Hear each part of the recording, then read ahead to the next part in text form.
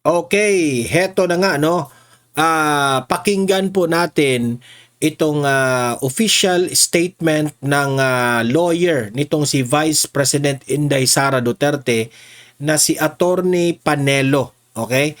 Bakit sinampahan niya ng kaso itong si Madriaga? Okay? So, marami pong tanong ang media kay Attorney Panelo, no? Kaugnay po dito sa ginawa ni Vice President Inday Sara Duterte.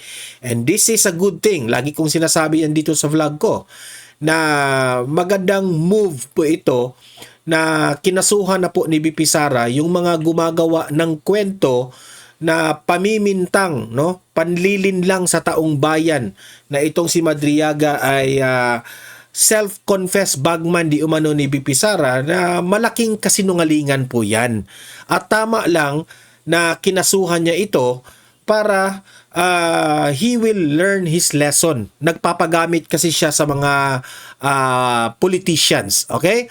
Pero while VP Sara is protecting sa kanyang sarili, ay todo naman itong mga kalaban ng mga Duterte patungkol po sa impeachment niya. Yan po ang ating tatalakayin ngayon, no?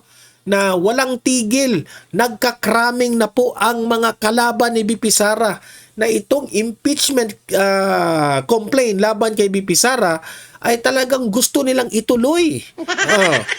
Kasi ano na malapit na ang 2028. Kaya marami dyan. Mamaya makikita ninyo sino itong mga taong ito na atat na ipursige itong impeachment na ito. Okay? Pero bago ko ipapakita itong interview na ito, paki-like, paki-share itong video natin ha para kakalat ito sa taong bayan. At sa mga bago pa lang dito, subscribe na po. Libre na ang mag-subscribe. Walang bayad yan. Updated pa kayo dito. Okay? Ito, without further ado, panoorin natin itong official statement ng attorney ni Vice President Inday Sara Duterte. Ito po. Okay, for the longest time, the Vice President has been content to just deny the allegations against her and to wait for the proper forum to answer the charges. She believes that there are more important things to do for the country. So she focused her energies on serving the Filipino people and focusing on her duties and obligations as Vice President and as erstwhile Secretary of Education, as well as her duties to her family as mother and daughter. But today marks a turning point as she has embraced her responsibility to continue the tapang and malasakit in Philippine government. She has also accepted her duty to hold accountable those who spread lies and misinformation, to curb the will of the electorate, and to propagate themselves in power at the people's expense. So gaya nga ng sabi niya, hindi pwedeng walang managot. So that's why today she filed a criminal complaint for perjury against Ramil Madriaga. Lagi kong sinasabi ito ha, na ang mga Duterte po, hindi po yan mahilig na magsampa ng kaso sa kanilang mga kalaban. Pero ito, iba ito ha. Talagang tinodo ito ni BP Sara kasi parang below the belt na itong pamimintang nila kay BP Sara. Unfair na nga sa part ni BP Sara Itong si BP Sara, hindi po ito kagaya ni Hontiveros na magfa-file ng mga cyber libel. Ito, seryoso po itong accusation na ito ha. Hindi po ito biro, kaya tama lang na nagsampa siya ng complaint dito. Arising from the malicious and false statements of Ramil Madriaga in his affidavit dated November 29, 2025. So anong nakalagay sa complaint affidavit? Pinapatunayan dito sa complaint affidavit na hindi magkakilala si VP Sara at itong si Ramil Madriaga. Wala silang personal o professional na relasyon. At hindi rin totoo yung mga kwento ni Ramil Madriaga tungkol sa mga posisyon niya sa PSG, sa VP-SPG, sa DepEd at sa OVP. Kaya imposible yung Alam nyo, sa totoo lang, itong mga tauhan behind this Madriaga narrative, alam nila na matatalo sila dito sa argumento na ito. Alam nila na mabubuking itong si Madriaga, pero tinuloy pa rin nila itong narrative na si Madriaga di umano ay isang kasamahan sa PSG. Si Madriaga ay bagman ni BP Sara. Kasi wala naman sila sa layunin nila na manalo sila dito sa kaso na ito eh. Alam nila na gawa-gawa itong narrative na ito. Pero ang point po nila na the purpose, yung tawag dyan, ang purpose nila dito is baka meron pang mga tao na maniniwala. Panira ba? Paninira kay BP Sara. Kasi sa mga kalaban po ni BP Sara, alam nila na hindi po uubra itong mga gawa-gawa nilang testigo na ito raw ay bagman ni BP Sara. Hindi. Alam nila, matatalo sila kasi wala silang ebidensya. Pero, propaganda. Para na kapag marinig ito ng taong bayan, hala, ano pala itong si BP Sara? Masamang tao pala ito. Sa mga hindi masyadong nagre-research, sa mga loyalista at sa mga dilawan, talagang maniniwala kasi ang babaw ng mga isip nun eh. Mga babaw isip nun eh. Pero kung susuriin mo talaga, no, kung investigate mo talaga, malayo, malabo. Nakipag-picture lang ito kay BP Sara, ginawa na nilang witness kaagad. Na bagman pa. Ay nako, grabe. pinaparatang niya laban kay VP Sara. So, we are confident that this is more than sufficient to for the prosecutors to find probable cause and to determine that there is reasonable certainty of conviction. VP Sara was accompanied today by 5 witnesses, including 2 former PSG commanders who have testified that they don't know any Ramil Madriaga that served Imagine that one ha. Mismo na ang mga PSG nagsasabi na hindi nila kilala si Madriaga. in the PSG. She also with her today was Colonel Raymond Lachica, the former commander of the VP-SPG, the Vice Presidential Security and Protection Group. Also with her was Lieutenant Colonel Dennis Nolasco, who was the security officer for the DepEd, as well as the deputy group commander for the VP-SPG. Also here with us as a witness is Attorney Reynold Monsayak, former OVP spokesperson, and Miss Ana Magnaye. Yung mga nabanggit dito ni Attorney Panelo, ito yung mga taong makapag-testify na lahat po ng issue nitong Madriaga na ito ay bulok. Walang katotohanan. Yan. An events organizer based in Davao City. Apart from those 2, we also have as additional witnesses former PSG commander Major General Jose Yan ang tama. Ang daming witness, di ba? Mananalo pa ba dyan? Mananalo pa ba yan? Talagang todas dito si Madriaga na ito. Sa bagay, nakakulong ka na, mabulok ka dyan sa kulungan. Niembra, Madadagdagan yung kaso mo. as well as Assistant Special Prosecutor Ryan Kilala. Sir, is the VP bothered because the affidavit of Madriaga is included in the impeachment complaints? No, I think this is a perfect opportunity to show to the people how politically motivated these impeachment complaints are, because they are based on a worthless testimony from an untrustworthy source. like Madriaga, it shows that the complainants and those pushing for the impeachment did not fact check or did a background check on Madriaga and his claims, and that's why they claim that his testimony is the smoking gun, quote unquote, for the impeachment against VP Sara. So yun ang pinapatunayan nun. At masaya kami na maipapakita na namin finally sa tao na kung gaano ka politically motivated itong mga impeachment complaint na ito. Pero sir, is siya willing na humarap umattend doon sa impeachment hearings si VP Sara? I can't answer that. It's best to ask Attorney Poa. But there's a procedure in the House Justice Committee na susundin. So, antayin na lang natin na masunod yung proseso na. Sir, but why now? Because the affidavits po parang lumutang to, I think, last year, at least December last year. So, parang it took 3 months for you to file a perjury complaint. So, others might just ask na baka na-timing doon sa impeachment dahil kasama nga po siya doon sa mga dokumentong pinasa ng mga complainant. So, why now? So, hindi naman siya talaga priority ni VP. Ang priority ni VP Sara is magserbisyo. So that's why natatagalan. Medyo may katagalan na rin niyang gusto i-file to. Pero priorities get in the way, of course. Pero napapanahon na. Lalo na may impeachment.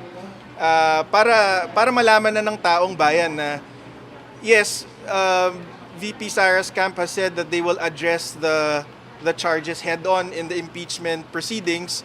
But here we are, apart from the impeachment proceedings, we're confronting this head-on by holding Ramil Madriaga accountable. Kasi, VP Sara is done playing this game with her enemies on their terms. So, this is us bringing the fight to them. Kasi kapag napatunayan na may perjury dito si Madriaga, syempre kulong yun dahil criminal case ito. Sir, so legally, sir, how will this affect the impeachment complaints? Kasi yun po yung sinasabi nilang bagong ebidensya dito sa mga final ngayong 2026. So, how will this be affected? Well, the filing itself shouldn't affect it because these pieces of evidence are not yet submitted to the House Justice Committee, but I think in time these same documents and evidence will be presented to the House Justice Committee when VP Sara is asked to file her answer. So our guess is that this will shatter the impeachment complaints if they're relying on the Madriaga affidavit for merit. Sir Attorney, I just want to ask, you've mentioned that VP Sara does not know who Ramil Madriaga is. Yes. But Attorney Palad, Madriaga's legal counsel said the Vice President visited him twice, even offering a help for his case related to kidnapping. May we get an information about that? So that's already debunked by Secretary John Vic Remulla himself. VP Sara never visited Ramil Madriaga in jail or anywhere else, and she has no reason to visit him. Sir, are there additional complaints being considered against Madriaga? Not at this time. Not against Madriaga, yes. If not Madriaga. Abangan. Clue, sir. May kinalaman Wala pa. So sir, just to clarify, pwede naman niya i-deny na lang din ulit. Sabi niyo kanina, dinedeny lang naman niya ni VP Sara before, kaya hindi nag-file ng case. Timing sa mga impeachment hearings natin.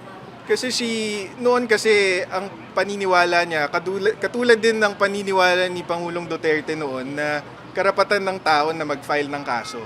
So hayaan na lang. Pero pagka hinahayaan kasi, pwedeng hindi sila natatakot na magsinungaling, maggumawa ng kwento, sumira ng buhay. Ngayon, dinidikit nila ngayon sa impeachment, ang kahulugan nun or ang possible consequence nun is, for example, subvert yung will of the people. Kasi gusto mong tanggalin ang isang duly elected official ng bansa. So, tanggap ni VP Sara na duty niya, obligasyon niya na harapin to at panagutin si Madriaga. Anong turning point, sir? Turning point, I'm not privy to the turning point. But yeah, we spoke about this for the first time in, I want to say, January or early Feb. Siya mismo nagsabi na ituloy na ang kaso.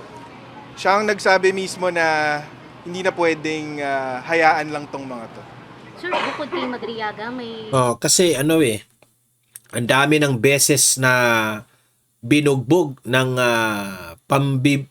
pamimintang ng mga kalaban, no? Pero hinayaan lang ni BP Sara.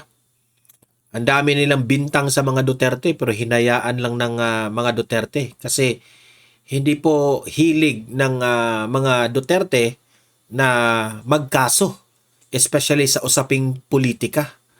Pero ngayon, talagang sinampahan na nila kasi hindi na pwedeng hayaan ito eh. Nakasalalay na po ang kanyang posisyon. At ang kanyang ang posisyon na ito ay talagang dinidismantle ng administrasyon. Kasi ayaw po nila maging presidente ito sa 2028, kaya todo sila kung ano-anong ibibintang nila para ito yung gagawin nilang reason para ma-impeach itong si BP Sara. At kung ma-impeach ito si BP Sara, alam na natin, hindi na makatakbo si BP Sara at yan ang gusto nilang mangyari. Okay? bagong mga irereklamo ang BP? Pinag-iisipan. Pero that's the message that we want to send to everybody. VP Sara will not take sitting down anymore malicious accusations against her. So, Sir, without perjury din, naming sir. names, these are people na parang who you believe make malicious accusations against the vice president. Yes. Okay. Maraming salamat. Kasi kung itong mga politicians na ito ay kung sila yung imagine example si Hontiveros, 'di ba? Mag-file ka agad ng mga cyber libel cases ng mga vloggers.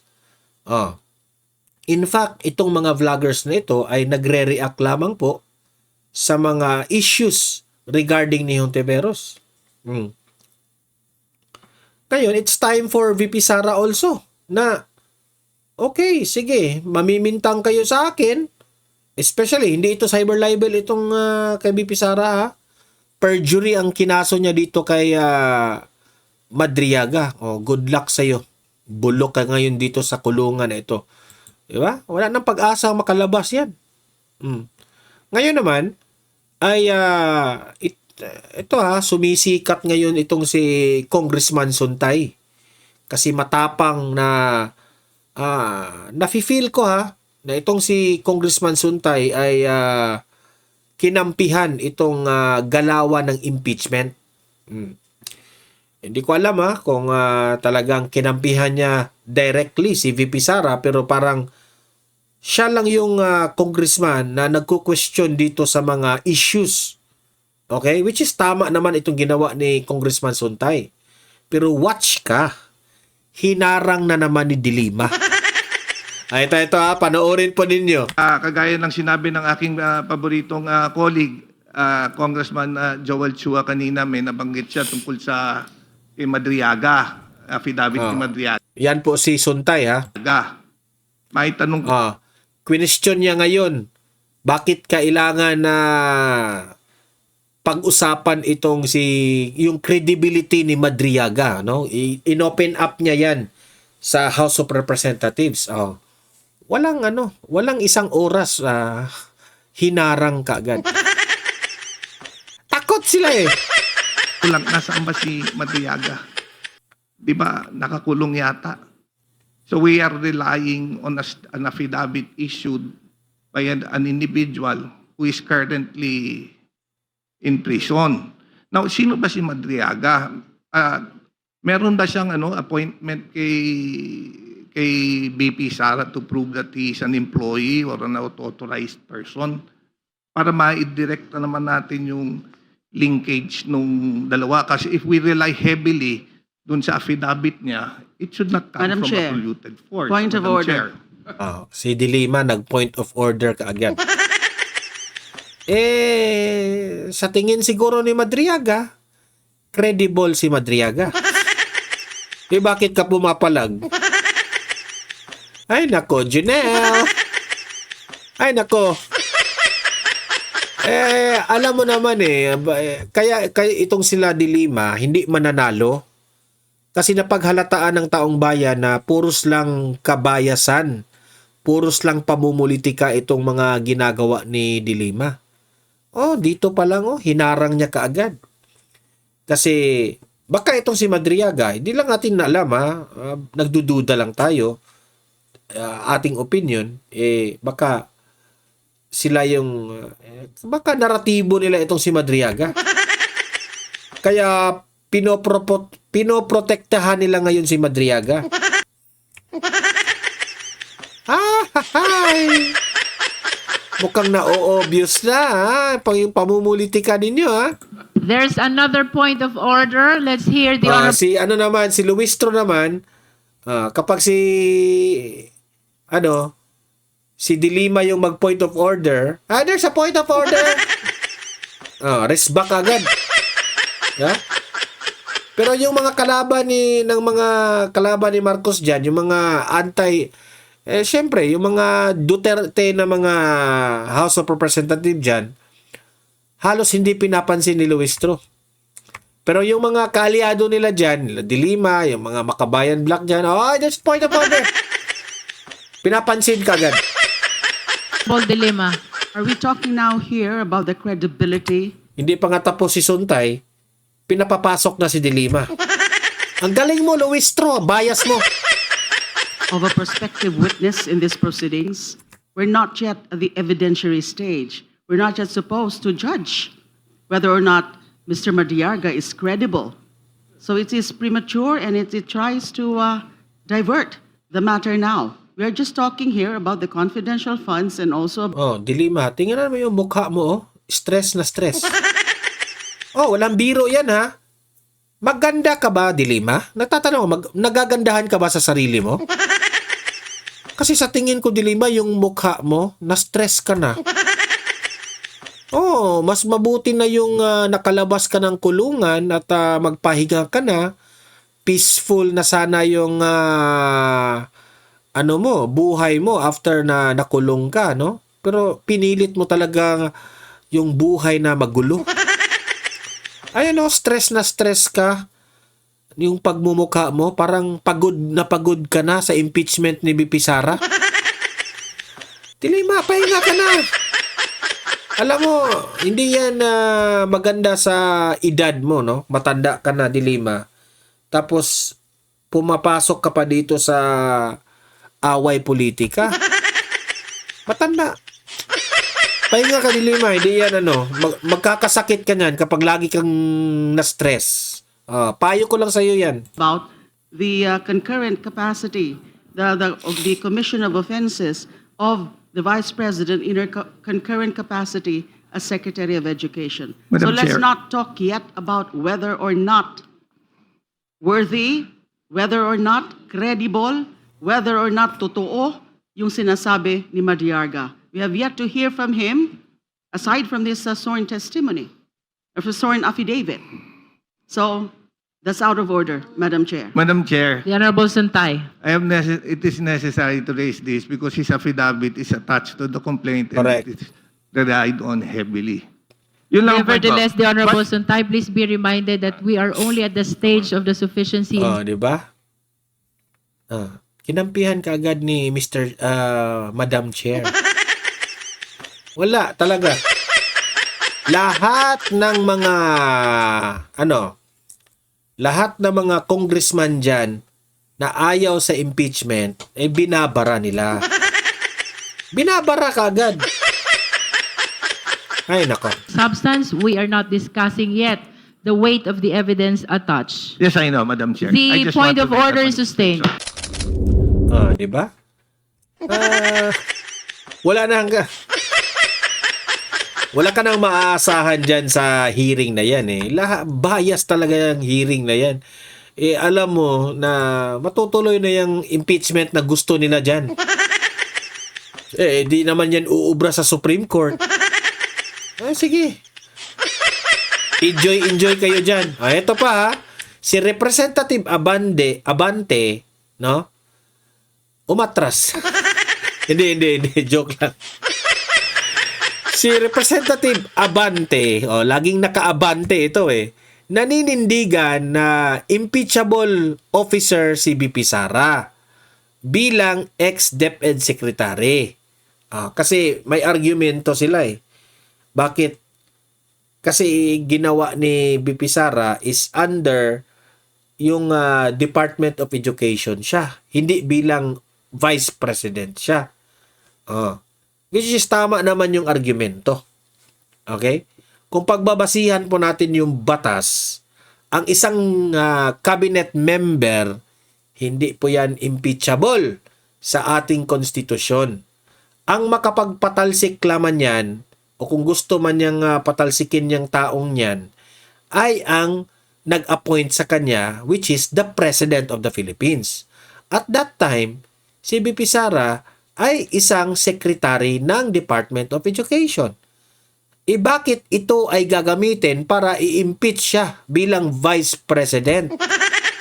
Di ba? So, ganun kasimple ang argumento pero hindi nila naiintindihan. Kasi itong si Abante, isa rin itong bias na pagka-senador, pagka-congressman. No? Hindi naman ito congressman. Nanalo lang ito sa COMELEC. Ito, panoorin ninyo. Just like what my good friend Congressman Rufo said, the VP Sara, as DepEd Secretary, is not an impeachable officer, and therefore the House Committee on Justice has no jurisdiction over her. No? Now, to me, that would be a clever technical argument. Kaya ako ngayon nag-aaral na ng law. Kaya hindi ako abogado dahil si Congressman Rufus, magaling talaga ito. Kaya can you imagine, napupuyat ako sa pag-aaral. But anyway, Madam Chair, yung ito pong clever technical argument na ito, it intentionally confuses the position held with the person holding it. In the Philippine context, the House Committee on Justice jurisdiction is not determined by the status of the person being charged, not the specific desk they were sitting at when the act occurred. For example, nakita ko rin po yung tinatawag nating single personality doctrine. Ito po ang punto rito. You are not impeaching a secretary. You are impeaching the Vice President for her conduct while in public service. The Vice President does not have any split personality. Sino bang ating tinutukoy dito? Si Mr. Jekyll ba o si Dr. Hyde? Di ba? Not a split personality. She is a single impeachable officer. Whether she is performing... Maganda yung argumento mo actually, Abante. Pero ang simple na argumento dyan, nakasaad ba yan sa batas natin?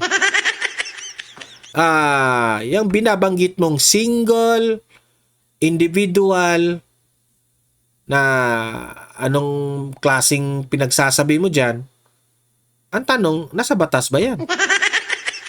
Madaling sabihin yan Diba?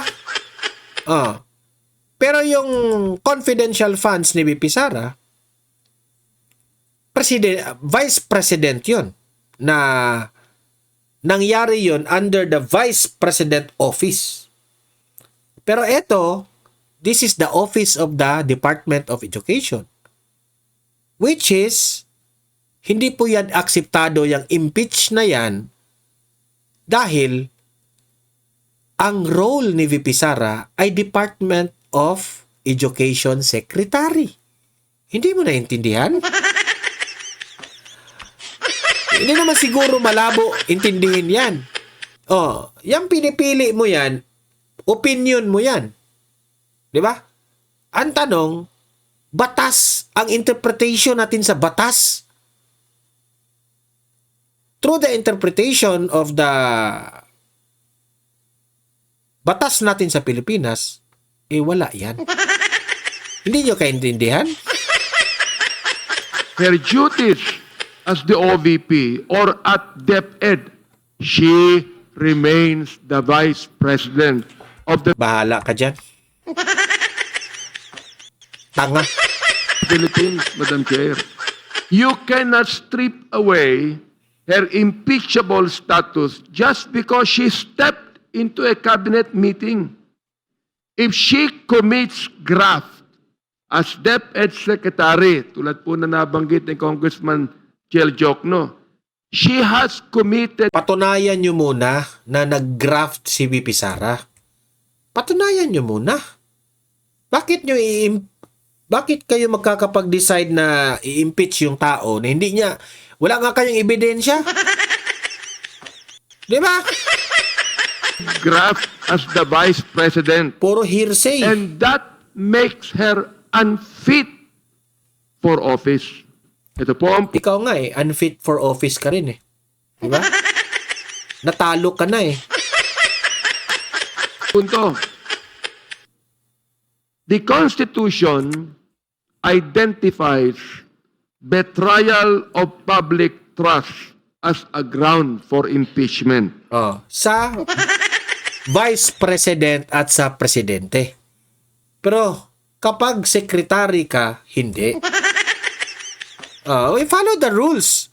I-follow mo yung batas. Di ba? Ano yung pambibintang ninyo? Under the Department of Education. Mahirap bang intindihin yun, Abante? Ay, nako. It does not say betrayal of public trust only in the performance of the office of the Vice President duties. If she used her position as a high-ranking official to mismanage DepEd funds or take bribes, she has betrayed the trust the people place in her as what? As the second highest official of the land. Kahit anong pinagsasabi mo dyan, Abante, halata ka. Bias ka kasi kaaway mo yung mga Duterte. Yun lang, sis. Ang dali-dali na maintindihan ng taong bayan yung move mo, yung galawan mo. The House has jurisdiction because the person is an impeachable officer. Yun lang po, Madam Chair. Ay nako, ang bobo talaga nitong si Abante. Ewan ko na lang sa'yo, Abante. Yung interpretation mo, para lang sa tanga. Totoo lang. Ito, umalma rin sila dito kay Suntay na naman. Itong si Auntie Claire Castro. Nakialam na naman dyan sa away ng sa House of Representatives. Walang iniibang ginawa itong si Auntie Claire Castro kundi makipagbardagulan. Trabaho naman talaga niya yung makipagbardagulan kahit hindi niya away. Ito pakinggan ninyo. Si Auntie Claire Castro naging palingkera na naman. Umalma naman ang Malacanang sa depensa ni Quezon City Congressman Bong Suntay na hindi raw impeachable offense ang mga naging pagbabanta umano ni Vice President Sara Duterte kay Pangulong Bongbong Marcos dahil nasa isip lang daw ito ng bise. Para sa iba pang detalye live mula sa Malacanang, may Express Report si Maricel Halili. Maricel, pati pala itong Malacanang, may reaksyon dyan? Anong sabi? Tama ka, Ruth. Malinaw ang sinabi ng Malacanang na hindi sila makikialam doon sa nangyayaring impeachment proceedings ngayon sa Kongreso. Pero umalma sila dito sa binanggit ni Quezon City 4th District Representative Bong Suntay. Partikular nga yung pagdidepensa niya kay Vice President Sara Duterte na wala daw itong anumang paglabag at pwedeng gawing impeachable offense dahil imagination lang naman, hindi naman daw nangyari yung banta laban kina Pangulong Bongbong Marcos, First Lady Liza Araneta Marcos at kay dating House Speaker Martin Romualdez. Ang sinasabi ng Malacanang, Iba ang grave threat sa homicide, sa murder at sa physical injuries. Pero kapag sinabing grave threat, ito raw ay maituturing din na isang krimen. Pagbabanta raw ito laban sa isang tao, laban sa kanyang honor o karangalan at laban sa kanyang property. Kaya ito yung binibigyang diin ng Malacanang kanina. Naritong sinabi ni Undersecretary Claire Castro. Kung sa pamilya kaya nila ito gawin, tumawag ang isang tao at sabihin, I am imagining myself killing you. Hindi ba sila matetreten? Yan ang problema sa iyo, Auntie Claire. Iniba niyo yung statement ni VP Sara. Ano bang sinabi ni VP Sara? Kung gugurgurin siya ng administrasyon, if nagugurgur na siya, kung gugurgurin ba siya ng administrasyon, may inutusan na siya na gumante. Yan ang ibig niyang sabihin. Hindi po siya nagbabanta. Hindi po mangyari ang gurgur issue na yan kapag hindi siya mauna. Rin ito eh. Iniiba rin niya yung statement. Banggitin niyo yung binanggit ni VP Sara. Magurgur muna siya. Paano yan? Hindi yan magurgur yung binanggit ni VP Sara kasi hindi siya. Kaya nga, itong ginawa ni VP Sara parang self-defense. Para hindi siya magurgur, inunahan niya ng kondisyon. O sige, gurgurin niyo ako. Kung gugurgurin niyo ako, okay lang, magurgur ako. Pero may inutusan na ako na gumante. Gurgurin yung mga gumurgur sa kanya. Ganun ba? Kasi seguridad rin ni VP Sara ang iniisip niya niyan. Kung hindi siya gugurgurin, hindi mo lang mangyayaring gurgurin. Di ba? Kung tahimik at peaceful ang administration, di peaceful lahat ang mangyayari. Pero kung gulo ang gusto ng administrasyon, mas lalong gugulo. Dahil gaganti si VP Sara.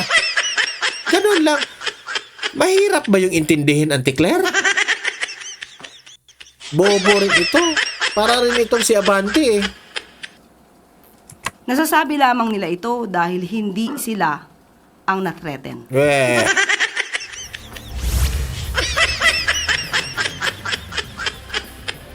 At kahit nga si Undersecretary Claire Ay nako, si Auntie Claire Castro. Yun lang talaga ang kaya nila eh. Yun lang talaga ang kaya nila. Yung statement nila, tinitwist nila yung statement ni VP Sara na si VP Sara pa yung nang threatened. Hindi ba ninyo inisip rin ang buhay ni VP Sara? Na siya ang unang nakareceive ng banta? Kaya nagkagagadon siya? Yeah? Eto pa. It's more about Auntie Claire. Bardagulan lang ang gusto nyo? Nakipagbardagulan din siya kay Irice. Ito, panoorin ninyo. Ma'am, lumusot na po sa komite sa Kamara yung anti-political dynasty bill. Pero may ilang mambabatas na binawi yung kanilang suporta, umatras sa co-sponsorship ba? Dahil hindi sila sang-ayon dun sa bersyon na ipinasa. Actually, ang sabi ni Congressman Erice ay nambobola lang si Presidente na priority measure itong anti-political dynasty bill. Ano pong reaksyon ng Malacanang? Bakit naman po kay Pangulo isisisi? Kung ayaw niya yung version sa House of Representatives, di sa nagkaroon po ng pagdebate, debatihin niya po munang mabuti. Ilabas niya na lahat ang kanyang talino.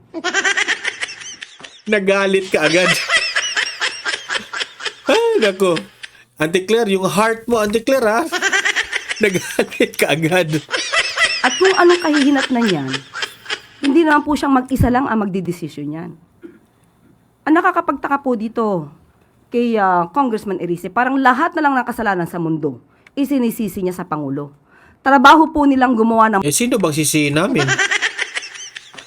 Alangan naman isisisi namin kay Bam Aquino. Alangan naman isisisi namin kay Basti Duterte. Ay, Kasalanan na naman ni former President Duterte. Sige. Ito talaga. batas. Kaya trabahuhin niya po yan. Kung anong Ay. Yeah, tinayo mo ka, galit to. Galit. gusto niyang version. Ma'am, nabanggit niyo po dati na nag-usap si Presidente at si ES Recto doon sa posibleng mga probisyon na laman nitong bill na ito. Ano po ba yung gustong ma-achieve ng Presidente at ginawa niyang prioridad itong anti-political dynasty? Katulad nung aking sinabi, yung pinakahuling LEDAC meeting po, yung po talaga ang inuna niya na gusto niya po itong maipasa. At natuwa nga po siya na umaandar po ito at nung nag-report nga po si si Senator Riza Ontiveros na nagkakaroon na ng public consultation, ang nais lang po talaga ng Pangulo ay mapabilis. At kung ano ang pinakamagandang batas para sa anti-political dynasty bill or rather law, yan po ang nais ng Pangulo. So, wala tayong magagawa dyan. Mainit yung ulo ni Auntie Claire. Sige. Hayaan na natin yung utak ni Auntie Claire. Hindi natin makokontrol yan. Bardagulan yan. Di ba? Sabi ni Erice na hindi na siya naniniwala sa Pangulo kasi budol. Lahat ng sinabi ng Pangulo, hindi nagkatotoo. Di, todo tanggol naman si Auntie Claire. Bahala na kayo dyan. Sa mga audience ko dito sa Don Mar TV, kayo nang mag-react. Anong masasabi niyo kay Auntie Claire Castro, ha? Comment niyo dyan. Babasahin natin ang inyong mga opinion, ha? Sa mga bagay na tinalakay natin. At like, share dito sa video na ito, ha? Para marami po ang makaalam. At sa mga bago pa lang dito, subscribe na po kayo. Libre lang ang mag-subscribe, no? Updated pa kayo sa ating mga balita. See you in my next video. Have a great day, have a great night. God bless po sa ating lahat. Mabuhay ang Pilipinas and God save the Philippines. Bye-bye.